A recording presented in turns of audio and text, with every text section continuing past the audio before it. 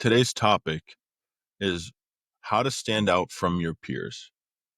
I think this is a big topic in baseball that isn't covered enough, especially in college recruiting. I think people try to mimic a lot of things that people do, right? And whether it's your swing, there's 95 different ways to swing a baseball bat, right? There's 95 different ways to throw a baseball, but there's only one way for you yourself to hit, to pitch, to field, to do whatever. Yes, kids train and kids do all these different things and work with all these coaches and changes the way your hands are in your swing, the way you load, the way your arm rotates. If you're a 90-degree guy, a 3/4 guy, a subby guy, whatever it is, right? But I think at the end of the day, right, standing out from your peers is doing things the right way. And with that being said, I think doing things the right way is in our generation of kids in 2025, right, is what do you do differently than the kid next to you? I think a lot of kids get lost in the social media aspect of like they'll see an Arizona commit post like 5 times a week and everything he's doing, they're trying to post. Well, if that kid's pulling down 97, the velo is 110, and yours exit velo is 80, and you're throwing 82 across the diamond, are you even in the same realm as him? There's nothing against that. But why are you trying to do something that kid's already committed to a major Division I for? I think stick to your plan if you have a plan, all right? Some kids don't. But I think sticking to that plan of if you're going to post every day, post every day. I mean, the Francis kid that plays for the 15U National Canes team that Donati and Carasoto work out with at Rip City. Have you seen his stuff? No, I haven't. So he posts every single day, 300. I think he's on like 386, right? It's like road to the MLB. But he flies to Georgia. He goes everywhere. But like, he's like a prime example. And I said on the podcast with Donati and Carasoto, but it's like holding yourself to a standard, right? I think most kids have gotten away from like the structure of like the lifting, the hitting, the fielding, the throwing, the team practice, the homework, the wake up early and do it all again. I think a lot of kids don't really have structure anymore because there's, again, growing up, we had video games and we had all these things, right? And there's distractions, but it's like, it's okay to take a break. I think kids take too long of a break now. I think I see more of like a, not a problem, but like there are kids that like, all right, it's your junior year this year and you're 27 and some kids don't play fall ball. Okay, well, that's great. If you want to go to D3 school or a late end D2 school, that's great. But what happens if you're a D1 talent or fringe D1 talent guy, high D2 guy, and you're not playing fall baseball? Where's a college coach going to come watch you play? They aren't, because there's nowhere for you to play. And I think the aspect of that is the kids that now stand out ahead of you are the kids that are playing. So I think kids get lost in a lot of that now. It's like, all right, well, I play football. Okay, well, you're taking 100 swings on your own. You're taking 100 ground balls. Catchers doing pop times, pitchers throwing bullpens in between things. You're staying ready to have a chance to play? Or are we in the generation of playing one sport at a time is okay? Because I feel like I've had more conversations on the podcast, especially of coaches saying, I want multi-sport guys. I mean, back when we played, multi-sport guys were easy. They're more athletic. They're playing all the time. But I think a lot of it too got lost in the fact of if I wasn't playing fall baseball and I was playing football, dad was at the field throwing me 100 pitches in BP, whether they were a strike or not, he was. And then hitting me 100 ground balls after practice every day. Whereas now I think there's a choice for kids to avoid that situation of like, all right, I had football practice. That was enough conditioning for the day. I'm not going to hit, but we'll play 2 games on the weekend. Yeah, I think what I'm going to touch on a little bit is like when you're going to the field, say you got pregame stuff, right? How you can stand out is just the way you carry yourself. We say it all the time that baseball's kind of going away from the eye test, right? But I use the eye test pretty often. You just look at a kid, you're like, he's got it. That kid's going to be pretty good, right? You might joke around with the coach, be like, that kid looks like he knows what he's doing. He might stink. But 9 times out of 10, you're looking at a kid, you're like, okay, he's doing something, he's got it. And when you do something and it catches a coach's attention, that's a win for you. That's a check in your checkbook that, hey, I did something to get the attention of a college coach. And a thing we like to hop on for the AU team that I'm coaching is the little things, right? I feel like they don't get taught as much anymore as they used to. And it's the, hey, the guy's got to pick up right field, right? Or left field, whichever dugout you're in. Hey, that guy's got to play catch with the left fielder. That guy's got to play catch with the right fielder. Or, hey, you're on deck and you got to be behind home plate. And when a guy's trying to score, you're either telling him up, up, up, up, you're good, you're good, you're good, or down, down, down, down, down, right? If there's a play at home, right? That's a way you can separate yourself. And I think baseball IQ is a lost art. And I think it's something that coaches try to find in these kids nowadays because you can't really teach it. You can try, you can implement things, but if kids don't understand what they're doing, it's kind of hard for them to get better as a whole. And with what you touched on, like, there's the question is, am I doing enough? And when you say that, it's kind of redundant because no, you're never not doing enough. You take Derek Jeter, for example. Derek Jeter said he would take zillions of swings and zillions of ground balls, and he would just take BP all day long because he needed to perfect his swing. Perfection is not real. No one's perfect. We know that. But it's the art of chasing perfection, right? And how to stand out is one of my favorite athletes, basketball players, Damian Lillard. He always talks about how to outperform the people in front of the crowds is you got to outwork yourself when no one's watching, right? And it's how much time and energy you put into what you want to perfect your craft. That's in life, right? That's in sports, that's in work, that's in relationships, that's in anything you do.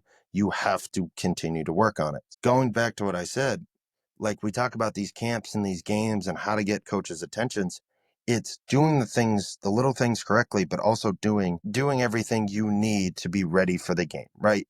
As you stated before on a previous video, coaches watch how you walk, coaches watch how you play catch, how you stretch, how your on deck approach, your pre at bat routine, like if you touch the plate or not, if you drag your bat across the dirt, you kick dirt out of the batter's box, anything like that. Coaches are watching, and how to stand out is to be exceptional at the things that you might not think matter as a kid, but when you get to college, they matter, right? And that's the way you stand out. And those coaches are like, okay, he's a lot more mature for his age than you might think. They throw around mature a lot because usually the kids that understand it, they got taught at a young age and they perfected it. And for the kids who don't do those little things, they're like, okay, he's got stuff to work on. We can work on that, right? If you can, as I said before, if you can get a coach's attention, that's a win for you. That's a win.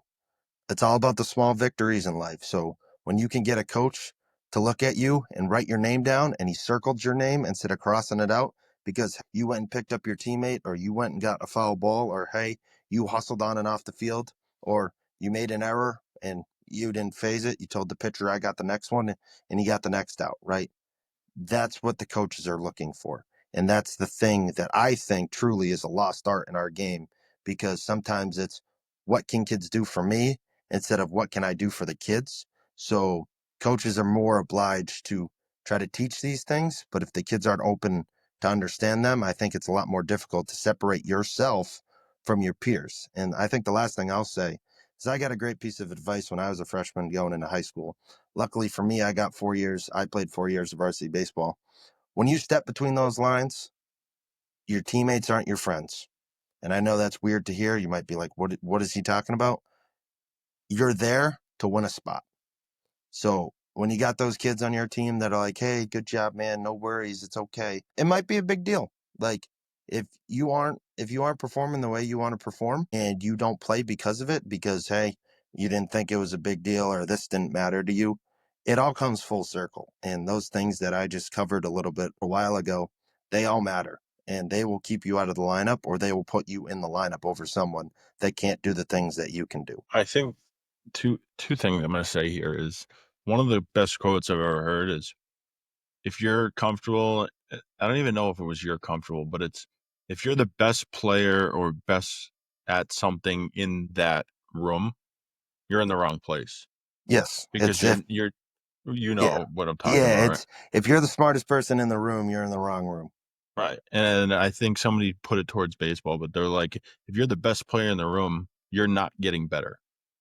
something along those lines. And with that being said, and it goes back to being comfortable, is where I was going with it. But it's coaches want guys that are comfortable on the field. If you're a shortstop, they want you to man the game. If you're a center fielder, they want you to man the game. If you're a catcher and your guy's spiking three balls in the right in the dirt, and you don't go out there and grab your pitcher by his jersey and tell him, "Let's go, dude. Let's figure this out." You're not showing them anything, right? And it goes back to being, all right, when you're in a showcase or you're in a game and you're the most comfortable guy on the field, and all right, I just made an error. Next play, I'm going to dive up middle, get up, make the play, right? Like, pick yourself up. But those are the guys that are comfortable. It's the guys that are nervous and under like all this pressure that they put on themselves to be like, all right, I have to do this. Well, no, if you just play your game in front of these guys, and by guys, I mean college coaches, they're going to give you a chance. Oh, he picked up his teammate. Well, in between innings, he ran between the lines, right? Oh, he gave his body everything he had today on every single ball that was hit at him. So there's going to be things you might think I went 0 for 4 at the plate with two 6-4s or whatever it is, right? Like whatever outcomes are, but you made two diving plays in the field. Hey, maybe you squared up both balls. You just hit them to the ground. That college coach might like you over the guy that went 4 for 4. That doesn't mean he's not going to have a conversation with him, but at the same time, he might have a conversation with both of you, because now he's going to figure out, how do I get the kid that didn't get any hits today a hit in a year? And how do I get the kid that went 4 for 4 that doesn't have a position to find a position so he can put him on the field? Yeah, just to interrupt you real quick, it's take Cooper Flagg, #1 pick, right? Dude he's from Maine. I think there's probably one basketball player in the state of Maine that's been drafted in the history of the NBA. But his mom, who played at Maine, she was a 4-year letterman, everything like that. She told Cooper at a young age, "Hey, if you're the best person in the gym, we got to find you a bigger gym," right? That's who it was. And that's telling a kid who's 15 years old, who's got a lot of pressure on himself. He's the #1 player in his class, right? Went to a prestigious school that's Duke University. They're called the Brotherhood, right? Like you go to Duke, you were expected to perform, right? And you're talking about all the pressure and everything like that. But talking about like sports translates, guys. I love football. Baseball is my first love, but I love football. And the things you can learn from all these other sports, if you start watching them, they go hand in hand. Everything coexists in this world, in the sports world. And I think if you guys can understand and watch how your Jeremiah Smiths, the Sam Levitts, who's a quarterback at Arizona State, the DJ Lagways, like I said, the Cooper Flaggs, or the Dylan Harpers, or the Ace Baileys, right? You look at these top picks and how they separate themselves, right? Granted, they're uber talented players, but they did something to separate themselves from their peers. Might have been at 13, might have been at 18, right? It might not hit until they get into the pros, right? You never know, but there's always something you can do to separate yourself from the person next to you. And I think I'm going to touch a little bit more on what I said about how when you're on the when you step between the white lines, your teammates aren't your teammates. And what I mean by that is when you guys are competing for spots, everyone's competing for a spot. You're competing for one every single day. You might have the closest friends you have in high school. I know a lot of the kids that I played with in high school and college, I still talk to this day. But when you step between those white lines, they ain't your teammates. They're there to beat your butt and compete to win a spot. Because I know sitting on the bench ain't fun, right? We all play this sport to play this sport at the highest level. But when you go to college and you got 30, 40 dudes on that roster trying to compete for spots, I know my freshman year, which was your fifth year, we had one spot open, and we had 9 dudes at one spot, right? Granted, they're your teammates. You hang out with them, you go to class with them, you go to games after, things like that. You're hanging out with them every single day. But when you step between that white line, they're not your teammates. You're competing, right? Until we play those games, and when you start in late February, like you're competing for a job. And I think that's how you separate yourself, not only on the field, but how to get coaches' attentions is you go, okay, I'm here to compete. People love competitors. A lot of coaches that I talk to, they might say the people they recruit might not be the most uber talented players, but they compete, they can work with you.